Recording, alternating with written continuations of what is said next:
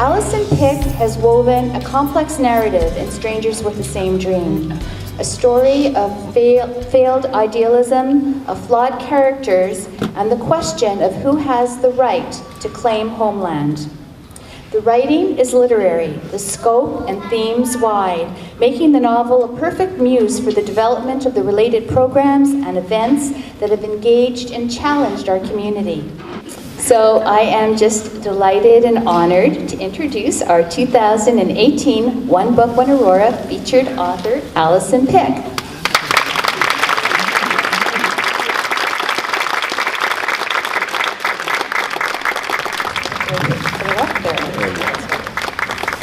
When Far to Go first came out, I had an experience where I was giving a reading and I asked, could the audience hear me? No. The sound guy came up. Could they hear me now? Still no. He came back up, he adjusted. How about now? Still no. We did it maybe 4 or 5 times. We finally got it all started out, and then I put my papers on the podium and the podium fell over. So I'm glad that you have a sturdy podium here. And thank you for such a nice introduction, Ritia. And I'm so honored to be here. This is a really wonderful event. It sounds like it's been a wonderful series of events. I've done tons and tons of literary festivals and library readings and university visits, but I have never quite seen a series of events like this. So thoughtfully curated and with all kinds of community engagement, and so thank you so much for having me, and to all of you for being involved and for coming out. All right. I want to get really good here. There we go. I grew up in the shadow of a secret. My family was Christian. As a girl, I loved to go into the cool church basement and make crosses out of popsicle sticks and glue.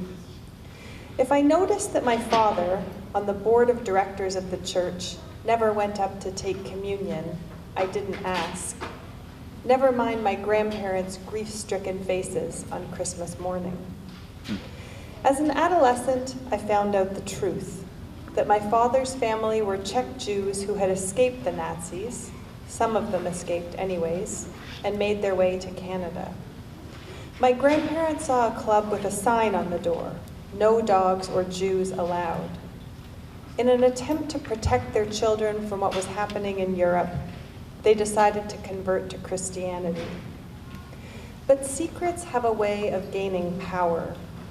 The things that are unspoken in one generation become amplified in the next. And so I'm going to read from it. Hannah had become pregnant too early. The agency had sent the new rubber sheaths, but the chalutzim were young, and sex oozed from their pores, and the supply was gone barely 1 week later. After all, they had made their way to Eretz Yisrael. There was a whole field heavy with wheat. They had planted it themselves.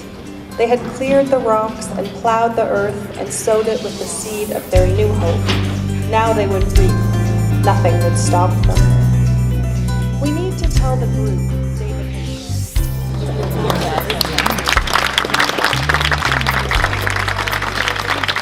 Thank you all for supporting us in One Book, One Aurora 2018. And just to let you know what I was doing this morning is I started on my reading for One Book, One Aurora 2019. So stay tuned, everyone.